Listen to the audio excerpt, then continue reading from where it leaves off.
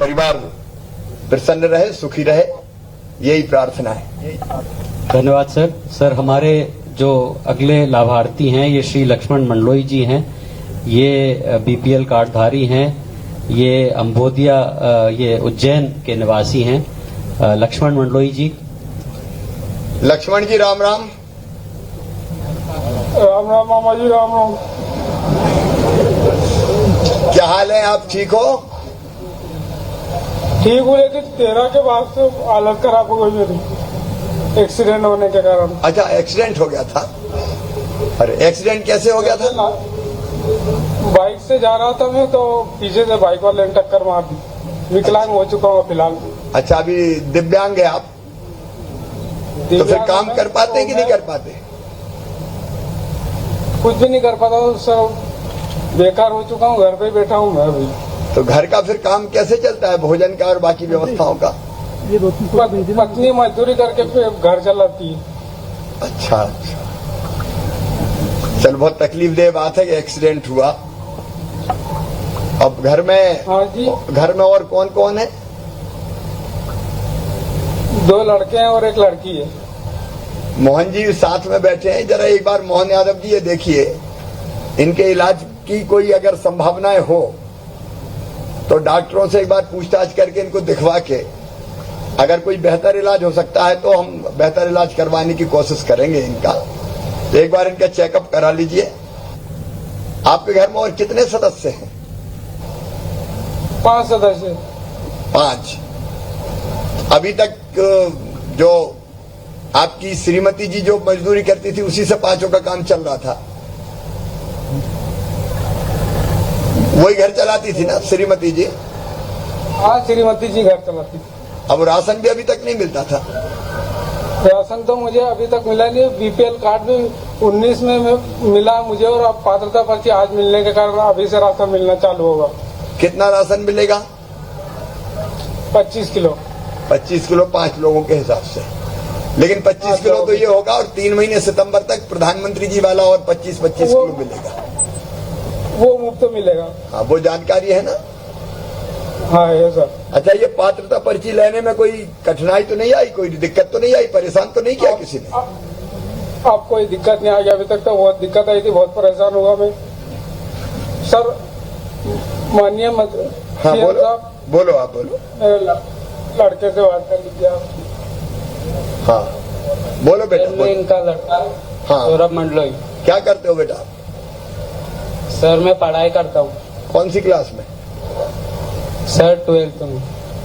12th में? इस साल एग्जाम हो गए 12th के, या 12th में आए हो? नहीं सर, 12th में आ गया हूँ। अभी अगले साल 12th की परीक्षा दोगे? हाँ। बोलो बेटा, कुछ बोलना चाहते? सर वो आपकी योजना से बहुत लाभ मिला है सर, और अब ये पात्रता पर्ची आ गई है तो बहुत सहायता मिलेगी। अच्छा, अभी और इसके अलावा? और संबल योजना के दौरान स्कूल की फीस भी माफ हुई है, छात्रवृत्ति भी मिल रही है। छात्रवृत्ति? बहुत बहुत धन्यवाद, बहुत बहुत धन्यवाद सर। क्या आगे क्या बनना है तुम्हें पढ़ के? सर MBA बनना है। MBA करोगे या डॉक्टरी करोगे? सर अभी तो MBA का। चलो मेहनत से पढ़ो बेटा, और जो संभव सहयोग होगा हम सब लोग करेंगे। सरकार के मंत्री भी आपके साथ मोहन यादव बैठे हैं, उज्जैन से ही है। जो कुछ सहयोग हो सके बच्चे को करना है।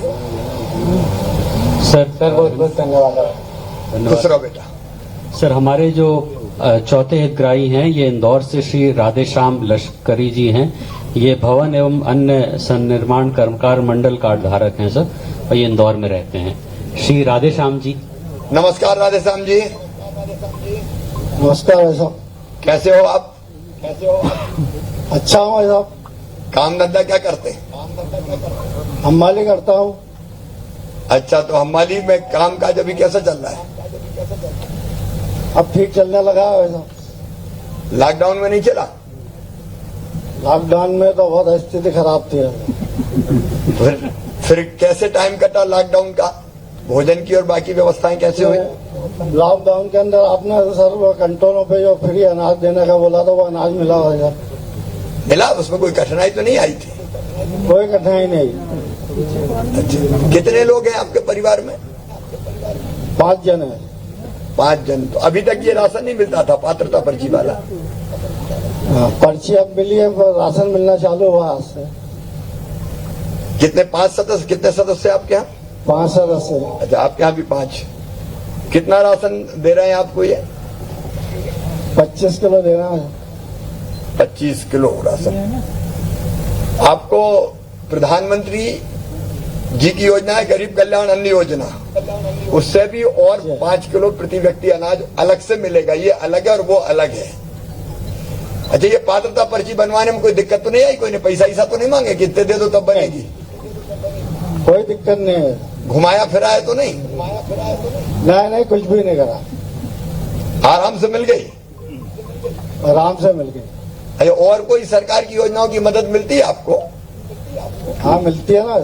कौन सी योजना? मेरे बच्चों की फीस माफ हुई, बिजली का बिल माफ हुआ, बच्चों को काफी किताब मिलती हैं। अभी लॉकडाउन के समय गेहूं मिला।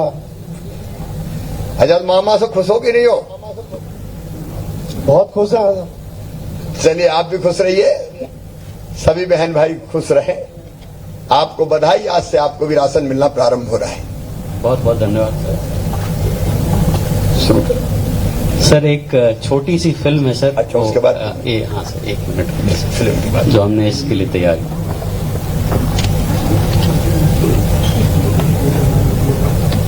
अभी मध्य प्रदेश में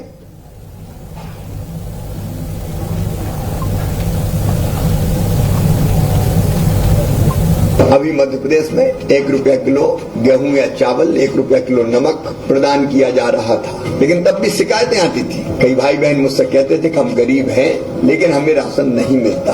हमने क्रांतिकारी फैसला किया कि जिन गरीबों को जो पात्र राशन नहीं मिलता उनको भी 1 रुपया किलो गेहूं चावल नमक दिया जाएगा। गरीब की थाली कभी रहे न खाली। प्रदेश के मुखिया श्री शिवराज सिंह चौहान की भावना के अनुरूप मध्य प्रदेश सरकार द्वारा सितंबर माह से मुख्यमंत्री अन्नपूर्णा योजना में ऐसे 37 लाख नए पात्र हितग्राहियों को जोड़ा गया है जिन्हें पहले से उचित मूल्य राशन नहीं मिलता था। मुख्यमंत्री जी के संवेदनशील निर्णय से अब उन्हें भी 1 रुपए प्रति किलो की दर से 5 किलो खाद्यान्न प्रति सदस्य और 1 किलो नमक प्रति परिवार उचित मूल्य राशन की पात्रता है।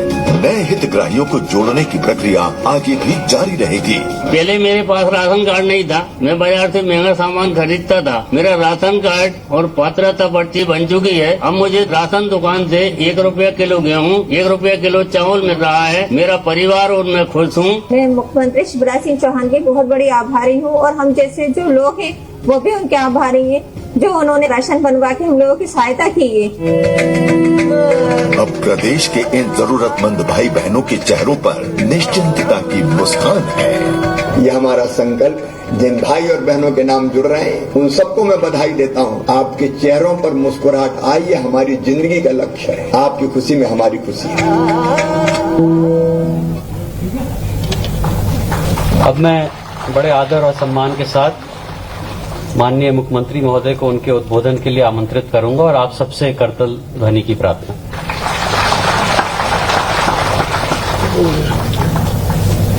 बोलिए भारत माता की। आज का कार्यक्रम उत्सव है और ये उत्सव केवल समन्वय भवन में नहीं मनाया जा रहा। ये उत्सव प्रदेश में 25,000 से ज्यादा स्थानों पर मनाया जा रहा है। इसलिए एक बार जोर से बोलिए भारत माता की, मध्य प्रदेश की जनता की। मेरे साथ अन्न उत्सव के इस कार्यक्रम में उपस्थित विभाग के यशस्वी मंत्री, वरिष्ठ नेता आदरणीय बिसाहूलाल सिंह जी, पूरे प्रदेश में अलग अलग स्थानों पर अलग अलग जिलों में कार्यक्रम में भाग ले रहे मेरे मंत्रिमंडल के सभी मंत्री साथीगण, हमारे सांसद साथीगण, विधायक साथीगण, कमिश्नर भोपाल, आईजी भोपाल और लाखों नहीं करोड़ों की संख्या में आज किसी न किसी रूप में शामिल मेरे प्रिय बहनों, भाइयों और भांजे भांजियों, आप सबको दोनों हाथ जोड़ के शीश झुका के प्रणाम करता हूं, आप सबको नमस्कार करता हूं। आज का दिन मेरी जिंदगी का भी बड़ी खुशी का दिन है। एक संकल्प पूरा हो रहा है, एक सपना साकार हो रहा है।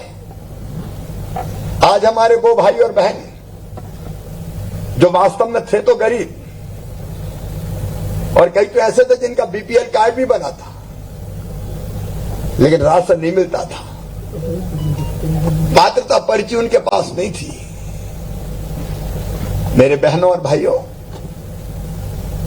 मुझे आज बताते हो खुशी है कि आज ऐसे 37 लाख परिवार जो हमने ढूंढ के निकाले हैं, उनको आज से राशन मिलना प्रारंभ हो जाएगा। आज का दिन आपकी जिंदगी में आनंद और प्रसन्नता भरने वाला दिन है। हमने ये योजना मुख्यमंत्री अन्नपूर्णा योजना 2008 के बाद प्रारंभ की थी।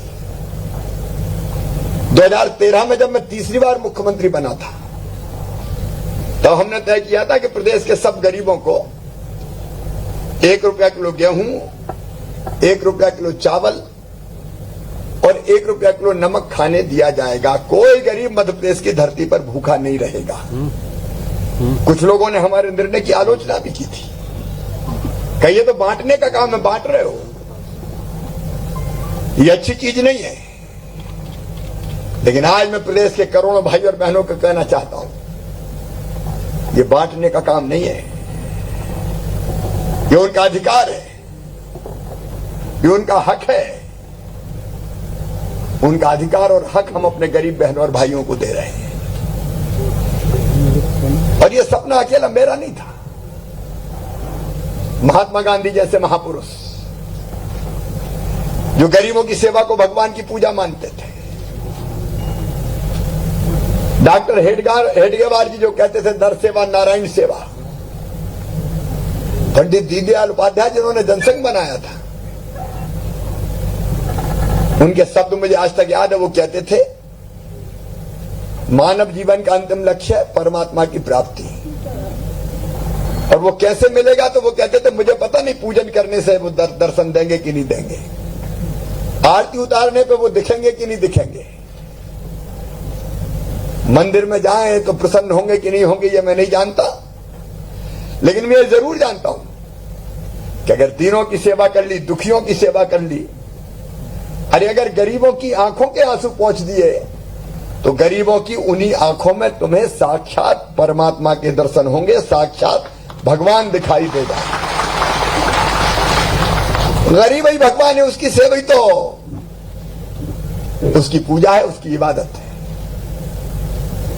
इसलिए आज का दिन मेरे लिए बहुत प्रसन्नता का दिन है। आज उन्हीं गरीबों की सेवा होनी है। और एक और सुखद प्रसंग जुड़ गया।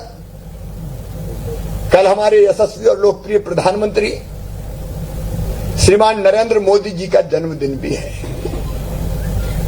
हम आज ही उनको जन्मदिन की बधाई देते हैं। ये गरीबों के मसीहा है, योगी प्रधानमंत्री है, भारत को भगवान का वरदान है, और एक वैभवशाली, गौरवशाली, संपन्न, समृद्ध और शक्तिशाली भारत का निर्माण आज माननीय नरेंद्र मोदी जी के नेतृत्व में हो रहा है। वो दिन अलग थे जब चीन का नाम सुन के हम घबरा जाते थे। आज का भारत शक्तिशाली भारत है।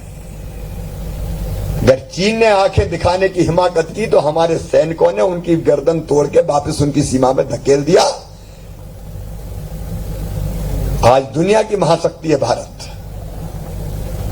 और गरीबों के लिए भी प्रधानमंत्री जी ने अद्भुत काम किए हैं।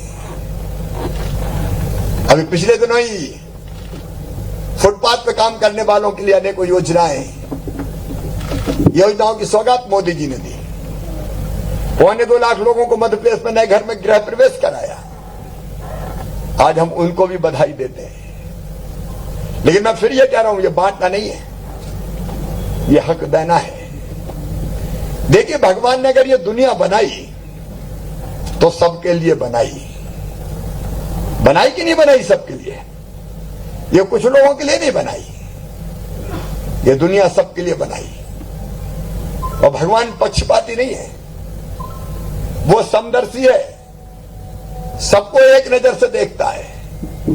उसने हवा बनाई तो सबके लिए, पानी बनाया तो सबके लिए, जमीन बनाई तो सबके लिए, जंगल बना लगे तो सबके लिए, खदानें हैं तो सबकी है। जितनी प्राकृतिक संपदा है, जल हो, जमीन हो, जंगल हो, सबके लिए है। भेदभाव भगवान ने नहीं किया, भेदभाव तो इंसानों ने किया। जो बुद्धिमान थे या जो ताकतवर थे, उनने दुनिया के संसाधनों पर हक जमा लिया और वो अमीर होते चले गए। बाकी कई लोग गरीब रह गए, अमीरी गरीबी की खाई बढ़ती चली गई। और तब से दुनिया में यह विचार चला कि कुछ अमीर रहे बाकी गरीब रहे, ये क्यों होना चाहिए। कई तरह की विचारधाराएं चली,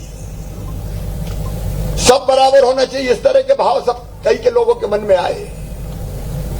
लेकिन बराबर हो तो कैसे हो। अब एक तरीका कुछ लोगों ने बताया कि जिनके पास ज्यादा उनका छीन लो, जिनके पास नहीं है वो। लेकिन ये तो वर्ग संघर्ष होगा, इससे दुनिया नहीं चलेगी।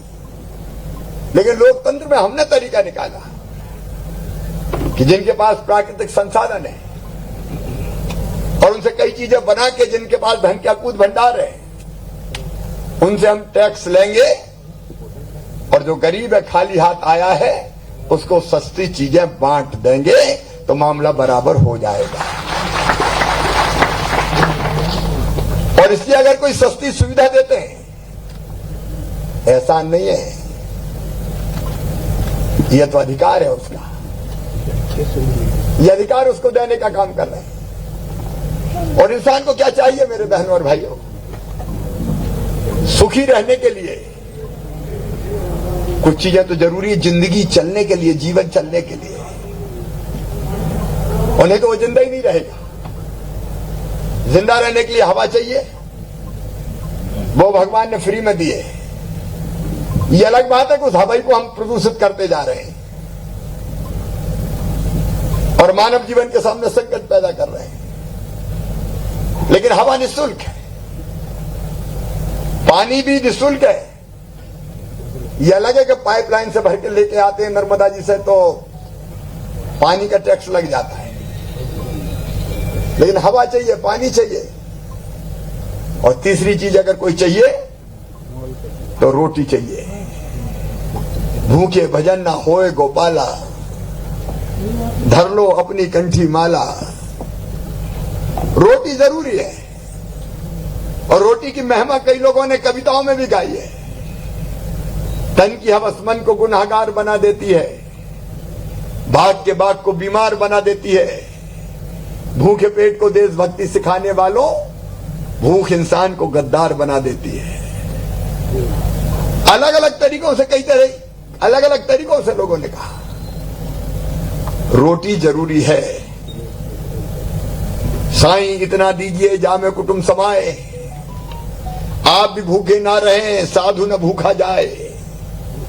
इतना तो कम से कम हो कि हम भूखे ना रहें। इसलिए रोटी जरूरी है।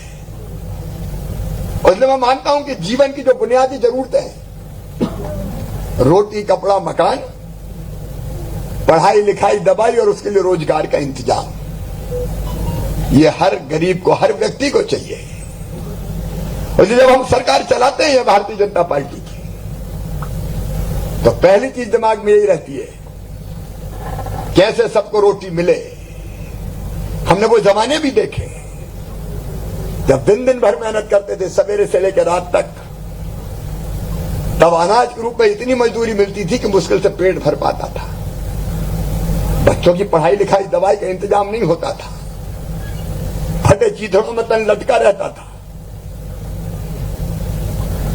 लेकिन एक के बाद एक योजनाएं बनी, उसी में से अन्नपूर्णा योजना निकली कि गरीब बहनों और भाइयों को नाम मात्र की राशि पर राशन उपलब्ध करवाया जाए। और ये योजना बनी मध्य प्रदेश में मुख्यमंत्री अन्नपूर्णा योजना। ₹1 किलो गेहूं, ₹1 किलो चावल, ₹1 किलो नमक, केरोसिन 2 लीटर, और उसने राहत दी कि कम से कम अब रोटी के लिए अनाज की जुगाड़ नहीं करनी, और जो पैसा अनाज खरीदने में जाता था उससे कपड़े आ जाएंगे। लेकिन अकेली रोटी से भी काम नहीं चलता, मकान भी चाहिए। और मुझे बताते हुए खुशी है, मैं माननीय प्रधानमंत्री श्रीमान नरेंद्र मोदी जी का अभिनंदन करना चाहता हूं। प्रधानमंत्री आवास योजना जैसी योजना उन्होंने दी। हमने पहले मध्य प्रदेश में मुख्यमंत्री आवास योजना भी बनाई थी, लेकिन बाद में प्रधानमंत्री आवास योजना में मर्ज कर दी। 60% पैसा प्रधानमंत्री जी भेजते हैं, 40% मध्य प्रदेश की सरकार बनाती है। और मेरे बहनों और भाइयों जिनके पास आज घर नहीं है, वो भी चिंता ना करें। आने वाले 3 साल में मध्य प्रदेश की धरती पर कोई भी गरीब बिना पक्के मकान के नहीं रहने दिया जाएगा। सबके अपने पक्के मकान होंगे। एक घर अपना हो, ये बड़ा सपना होता है। वो सपना इस योजना के माध्यम से पूरा होगा। उसके लिए लगातार हम काम कर रहे हैं। और घर में भी अकेला घर नहीं चाहिए, घर में रसोई घर भी हो, घर में शौचालय भी हो, लेकिन घर में उजाला भी हो। तो घर में बिजली का कनेक्शन देने की योजना प्रधानमंत्री जी की। फिर अभी मेरी बहन बता रही थी, रोटी बनाने के लिए अब चूल्हा नहीं चाहिए, अब लकड़ी मिलती नहीं है, और लकड़ी कहीं से ले भी आओ बेशरम की, तो आंखें खराब हो जाती चूल्हा फूंक फूंक के। और जो फिर उज्ज्वला रसोई गैस योजना आई कि घर में गैस का चूल्हा भी चाहिए। जो परिवार शेष रहे हैं उनको भी गैस चूल्हा मिलेगा। कोई बहन चूल्हे में आंख नहीं फोड़ेगी। मध्य प्रदेश की धरती पर प्रधानमंत्री जी का आशीर्वाद भी हमें मिलता है।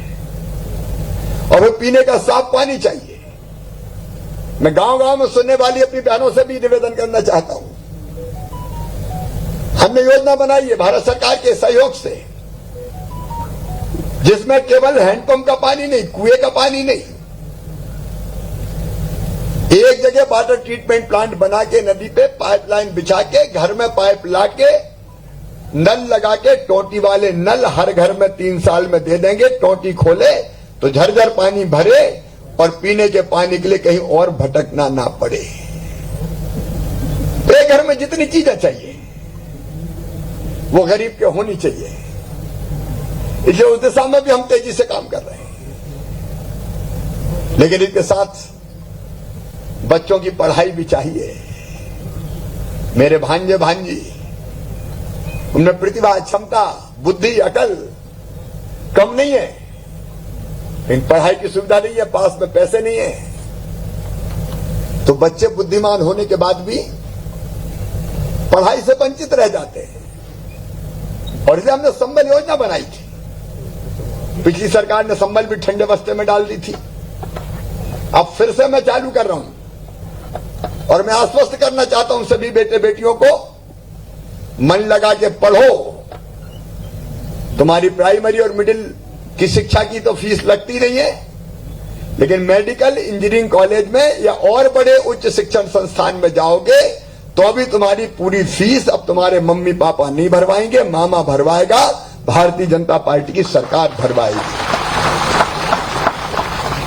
पढ़ाई तो चाहिए ताकि बच्चे आगे बढ़ सके, और फिर इलाज का इंतजाम भी चाहिए।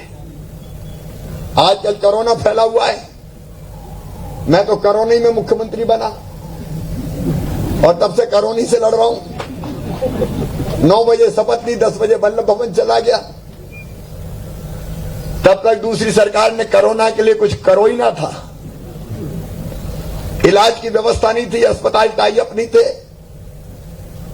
Oxygen cylinder, ventilator, PP kit, testing की व्यवस्था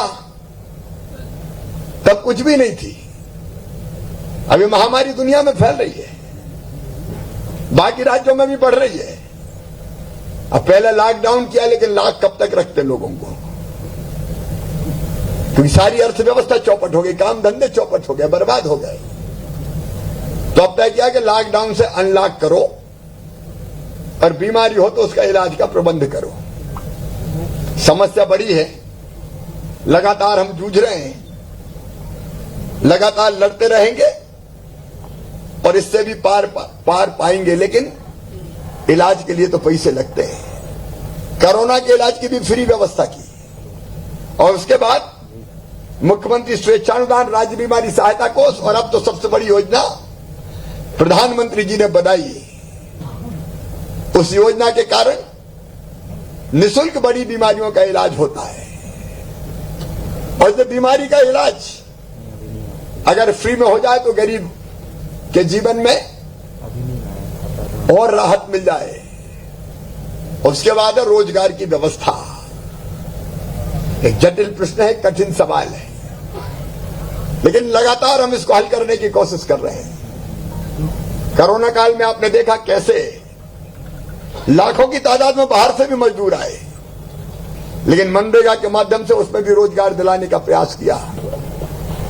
अभी हमारे फुटपाथ पर सामान बेचने वाले, बूट पॉलिश करने वाले, बाल काटने वाले, कपड़े धोने वाले, कचौड़ी समोसे बनाने वाले, चाय की गुमटी वाले, पान के ठेले वाले, आइसक्रीम बेचने वाले,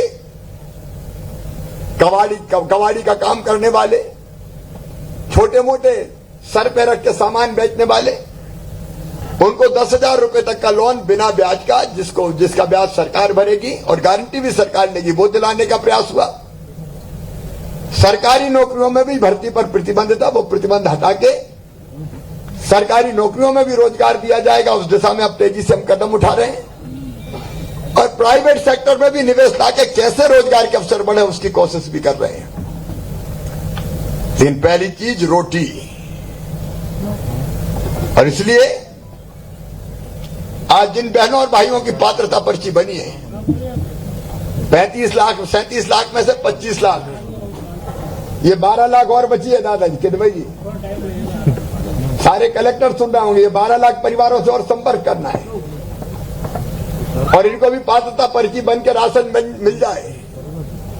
इनमें बीपीएल कार्ड धारक, एवाई कार्ड धारक, भवन अन्य सन्निर्माण कर्मकार मंडल के कार्ड धारक, मजदूर सुरक्षा कार्ड धारक, सामाजिक सुरक्षा पेंशन पाने वाले, शहरी घरेलू कामकाजी, महिला कार्ड धारक बहनें, बीड़ी बनाने वाले भाई बहन, विकलांगों, दिव्यांगों, मंदबुद्धियों, साइकिल रिक्शा चलाने वाले, हाथ ठेला धकाने वाले, फेरी लगाने वाले, हॉकर, वनाधिकार के पट्टा प्राप्त करने वाले, हम्माल और तुलावटी, केस शिल्पी मतलब बाल काटने वाले, चालक, परिचालक, ड्राइवर, कंडक्टर, बंद हो गई मिलों के मजदूर, भूमिहीन कोटवार, मछुआरा कार्ड धारक, रेलवे में पंजीकृत कुली, अनाथ आश्रम के निवासी, वृद्धाश्रम के निवासी।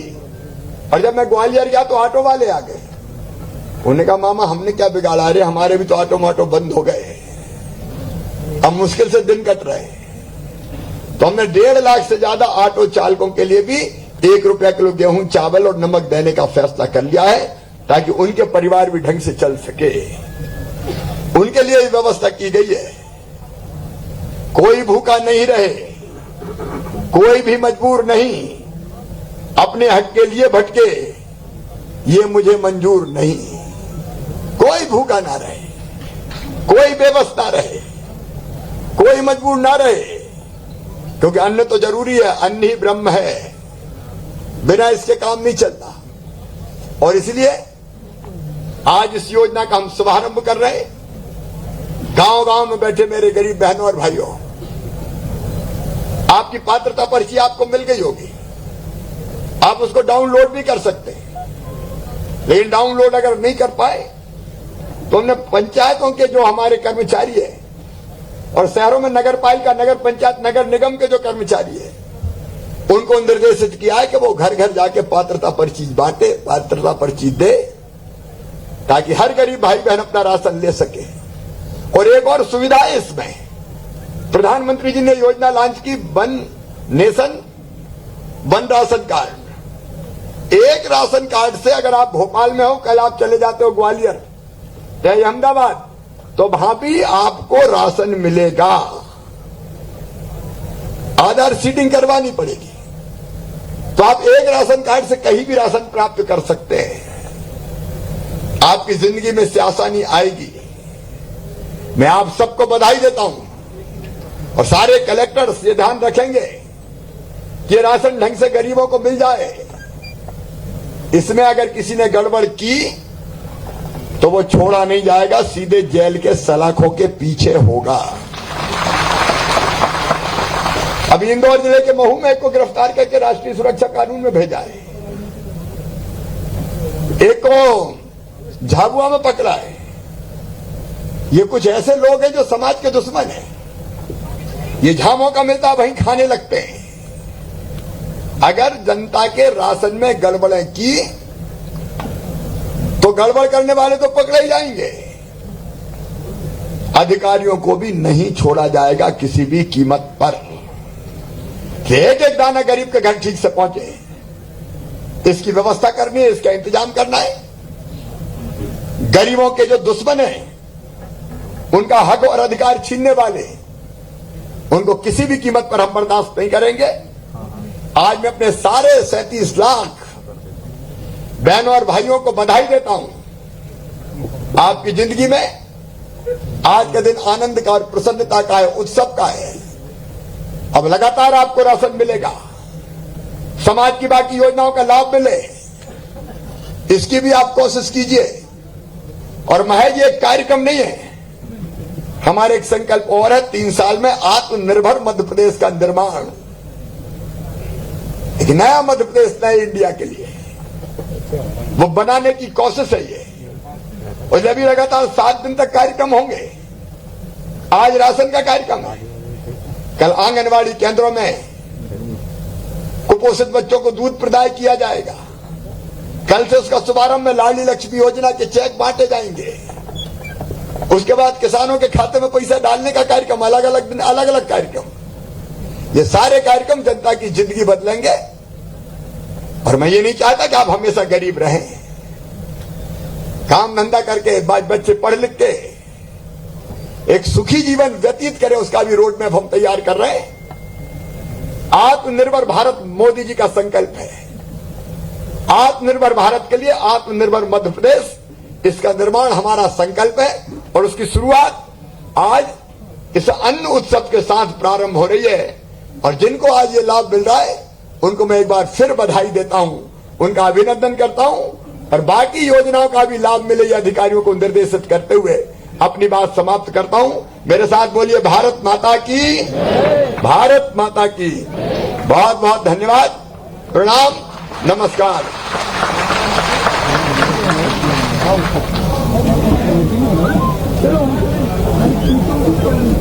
बहुत धन्यवाद माननीय मुख्यमंत्री महोदय। आज हमारे बीच, हमारे सामने जो हितग्राही हैं, वो हम आज इस अन्नपूर्णा योजना में जुड़ रहे हैं। इनमें से हमने सर 6 हितग्राही चयनित किए हैं, जिनको हम टोकन स्वरूप उनकी पात्रता पर्ची और राशन प्रदाय करेंगे। मैं माननीय मुख्यमंत्री महोदय, माननीय खाद्य मंत्री महोदय से अनुरोध करूंगा कि कृपा करके उनको प्रदाय करें। सबसे पहले मैं आमंत्रित करूंगा श्रीमती बबीता जी को। श्रीमती बबीता जी।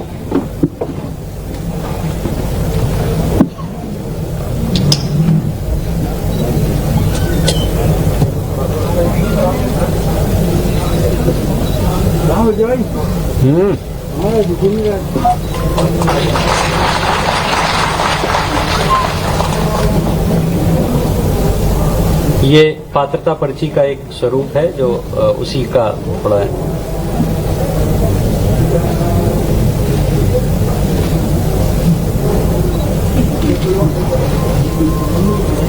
मैं आमंत्रित करूंगा श्रीमती सीमा को, जो बीपीएल कैटेगरी में है। श्रीमती सीमा।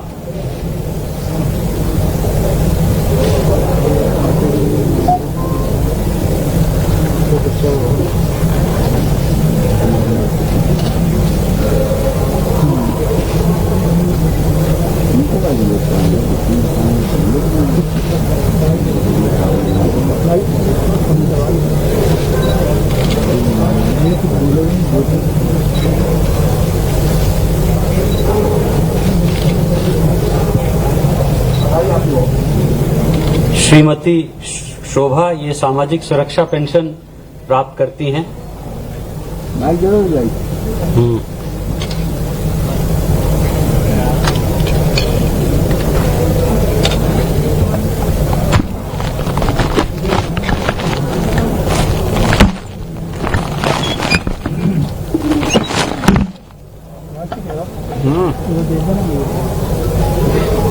नीचे चले जाओ, लगा देना।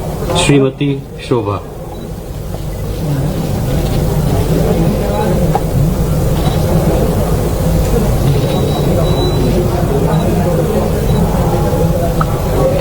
मैं आमंत्रित करूंगा श्रीमती सुनीता मौर्य जी को, जो गरीबी रेखा के नीचे श्रीमती सुनीता मौर्य जी।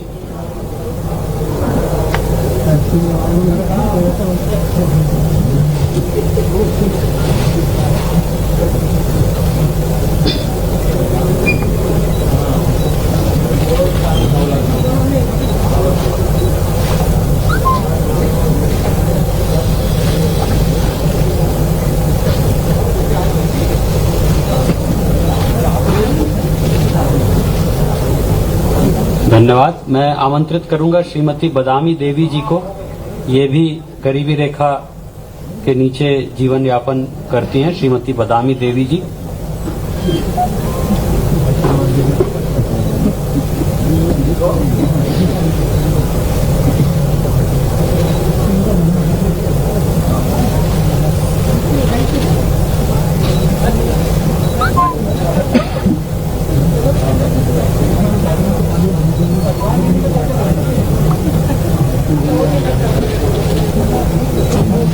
और अंत में श्रीमती वंदना देवी जी, आप भी बीपीएल कैटेगरी में हैं और आपको सुनने में शायद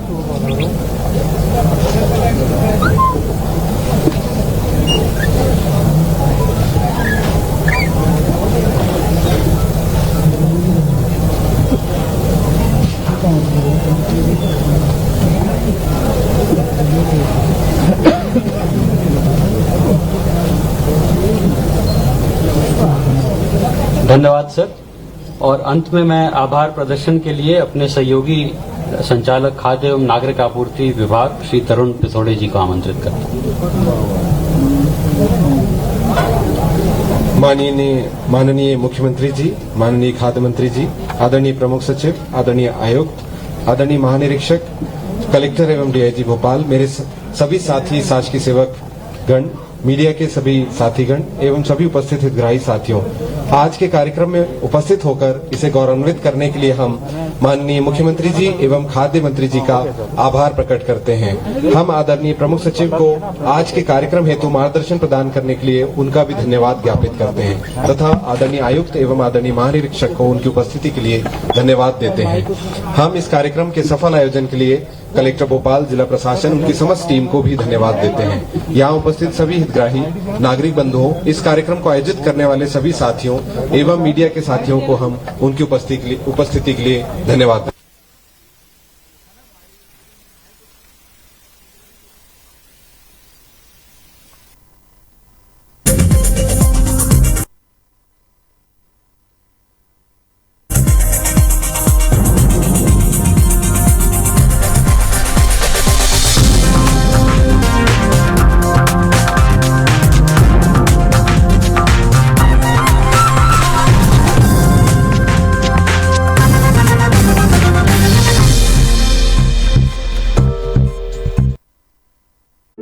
भारतीय रेल बनाएगी विश्व कीर्तिमान।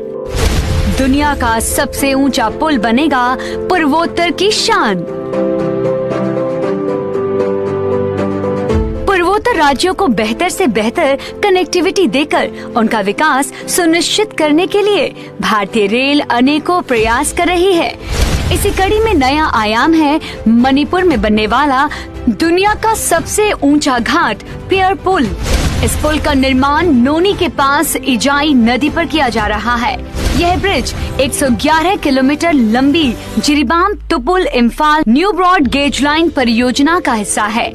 बीते 4 वर्षों में इस प्रोजेक्ट पर तेजी से काम किया जा रहा है। इस प्रोजेक्ट में कुल 45 सुरंगें हैं, जिसमें 10 किलोमीटर से ज्यादा लंबी 12 नंबर की सुरंग है। यह पूर्वोत्तर राज्य में अब तक की सबसे बड़ी रेलवे सुरंग है। भारतीय रेल प्रयास बेमेल।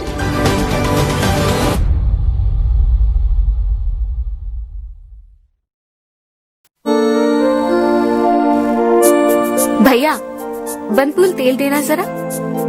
ओह मिस्टर एंड मिसेज वर्मा, ये लीजिए आयुर्वेदिक तेल बनफूल, सबसे ठंडा सबसे कूल। तेल तो बहुत सही चुना है तुमने। जी हाँ, जो बालों को रखे स्वस्थ और दिमाग को ठंडा और जरूरत पड़ने पर सर दर्द को भी करे दूर। हाँ जी बिल्कुल। सबसे ठंडा सबसे कूल आयुर्वेदिक तेल Banphool.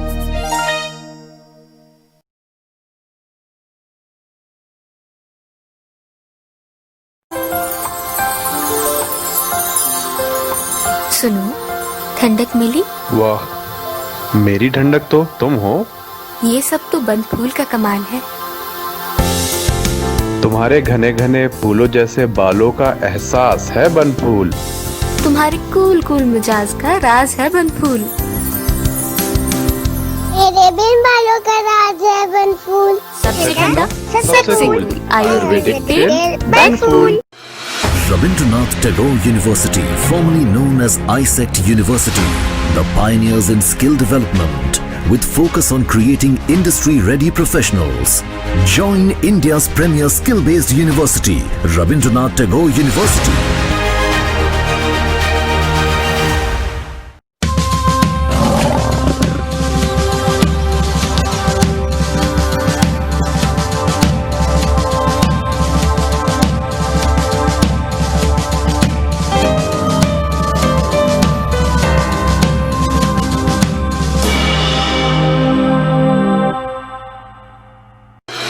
Rabindranath Tagore University, formerly known as ISECT University, the pioneers in skill development with focus on creating industry-ready professionals.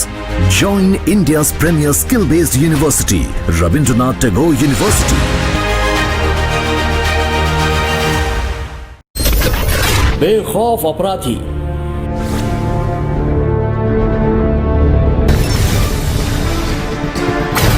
लूट, हत्या, डकैती, अपहरण,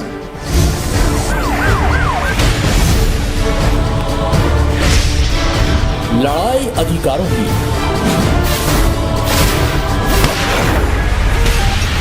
जुर्म की हर दास्तान पर कड़ी नजर। लुट रही बेटियां,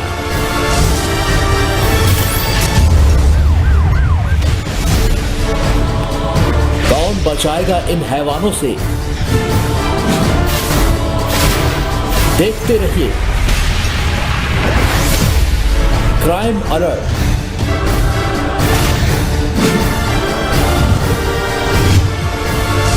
सिर्फ सार्थक न्यूज पर। बेबाक बेखौफ।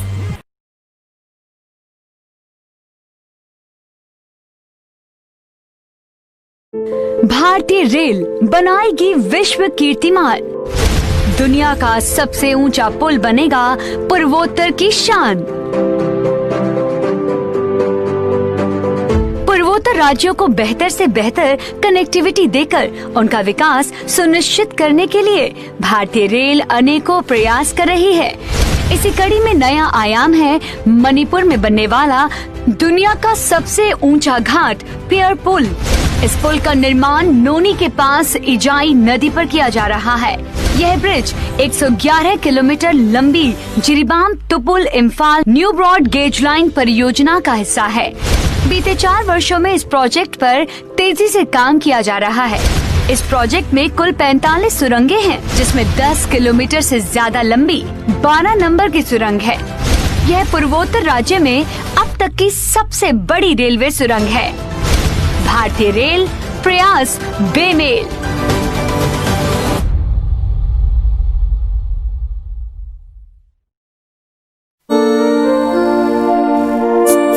भैया बनफूल तेल देना जरा। ओह मिस्टर एंड मिसेज वर्मा, ये लीजिए आयुर्वेदिक तेल बनफूल, सबसे ठंडा सबसे कूल। तेल तो बहुत सही चुना है तुमने। जी हाँ, जो बालों को रखे स्वस्थ और दिमाग को ठंडा और जरूरत पड़ने पर सर दर्द को भी करे दूर। हाँ जी बिल्कुल। सबसे ठंडा, सबसे कूल आयुर्वेदिक तेल बनफूल।